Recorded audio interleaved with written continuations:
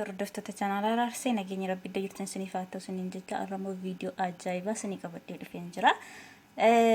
Viidiyoon keenyas maal akka ta'e amma dhumaatti nu wajjin ilaalan isiniin jedha. Chaanaalii kiyyaaf yookiin yuutuubii kiyyaa warri haaraa taatan laayik, sabskiraayib, sheer naa gochuun dagatina. Warri dura jirtan immoo warri na jajjabeessitan komentii warri naa barreessitan jabaadhu warri naan jettan baay'ee sin galateeffadha. Hedduun sin jaaladha. Naa galatoomaan isiniin jedha. Arras immoo fuudhuma keenyaaf kan ta'udha kan viidiyoo isinii qabadhee dhufeen isiniin jedha. Innis maal akka ta'e akkamitti akka hojjedhu hanga dhumaatti na wajjin turaan isiniin jedha.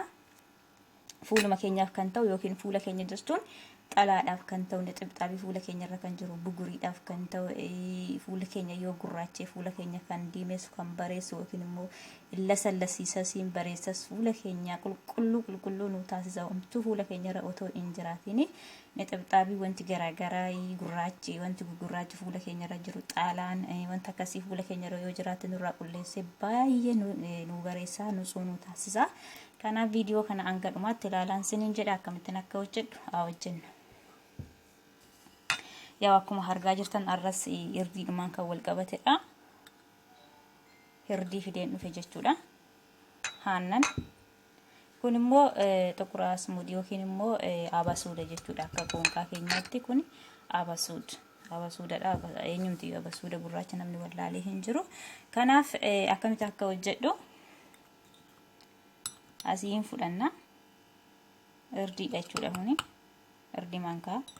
Sukkaaraa tokkoo fi xiqqoo fuulli keessan guddaa yoo ta'e wanti sirriitti dibachuu barbaaddanis mankaa lamas tokkos lamas hanga fiixan godhachuu dandeessu rakkoon hin jiru. Ani fakkeenyaaf xiqqoodhuma dibadha waan ta'eef fuulli koos xiqqoo waan ta'eef kanaaf xiqqoo mankaa tokkoo fi gimmaashatti godhadha jechuudha. Abasuuda. Abasuuda mankaa tokko haannan xiqqoodhuma ishiitti godhanna jechuudha. Kuni aannan horiiti. Aannan horiiti jechuudha kuni. Kan elmamee dhufus yaa ta'u, kan suuqiirraas haa ta'u, homaa rakkoo hin qabu. Xiqqoodhuma ishiitti godhanna. Eegatti godhanneeti booda sirriitti waliin rukutanna jechuudha.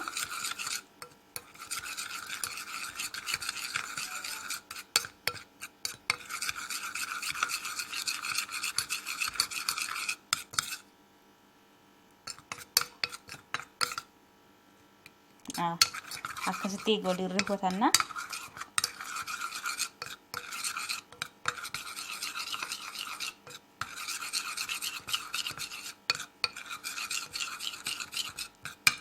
Akkasitti egaa sirriitti waliin rukutanneeti booda hin dibannan siniin jedha. Sinma fuulduratti dibadheen sinitti agarsiisa. Abshir hin sodaatinaan siniin jedha. Sirriitti kan nu ta'udha jechuudha. Argee tanan sinii hojjechaa jira. Waan ani itti fayyadamu siniifis qabadhee dhufe jechuudha. Kanaaf hin sodaatina fuula keenya hin goddaa laata wayi godhaa laata jettanii hin sodaatinaan siniin jedha. Sirriitti siniif ta'a fuula keessaniif hin bareessa. Lasallasiisaa hin diimeessaa akkuma dura jedhe xalaa buguriin wanti gurraachi nixibxaabiin adda addaa fuula keenya irra yoo jiraate sirriitti nurraa qulleessan siniin jedha. Itti deddeebitanii dibachuu qabdu. Torbanitti gisee 3 dibachuu qabdu. Maaliif waan guddaa miti jechuudha. Waan mana keessa jiru waan ta'eef fagoodha barbaacha hin dhaqnu. Kanaaf sirriitti itti fayyadamuu dandeessu siniin jedha. Torbanitti gisee 3 itti fayyadamuu dandeessu siniin jedha. Akkasitti itti fayyadama batalee warri xalaa qabdan torbanitti gisee 3 itti fayyadamaati ilaalaan siniin jedha. Kanaaf hangan dibadhutti wal wajjin ilaallu. Tola hordoftoota keenya amma sin fuulduratti dibadhee sinitti agarsiisa akkamitti akka dibannu siniin jedha. Garuu wanti sirriitti immoo dura fuula keessan saamunaadhaan dhiqachuu qabdu jechuudha. Fuulli keessan qulqulluu ta'uu qabu jechuudha. Gisee kana dibattanii qibaatii yookiin dafqi wanti adda addaa fuula keenya irraa kan jiraanne kireemiin wanti tokko dura walumaa galatti fuula keenya saamunaadhaan sirriitti eega dhiqanneeti booda qulqulluu irratti dibanna jechuudha. Kanaaf anis immoo dibadheen sinitti agarsiisa. Na wajjin tura.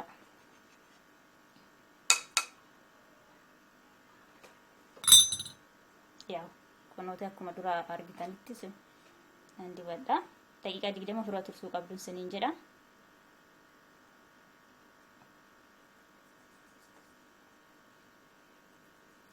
Sirriitti fuula keenya bareessa. Maaliif kalarii keenya iyyuu sirriitti nu lasallasiisaa nu bareessan siniin jedha.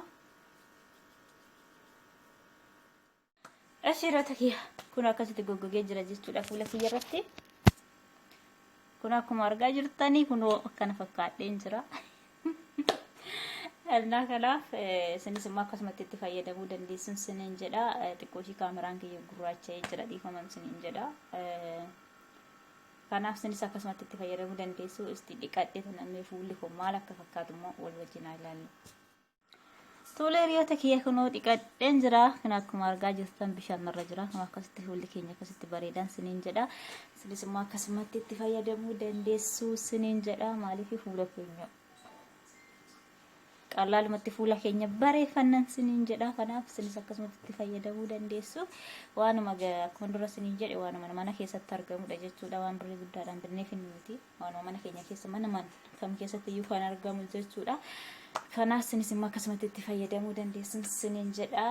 Enggidii akkuma dura siniin jedhe chaanaalii kiyya warri haaraa taatan like, subscribe, share naa gochuun dagatina na bira dhaabbadhaan siniin jedha. Warri dura jirtan immoo akka dura siniin jedhe guddaa sin galateeffadha. Baay'ee sin jaaladha ijoollee Oromoo. Kanaaf isinis akkasitti itti fayyadamaa siniin jedha. Viidiyoo biraatiin hanga walitti deebinutti turtii gaarii.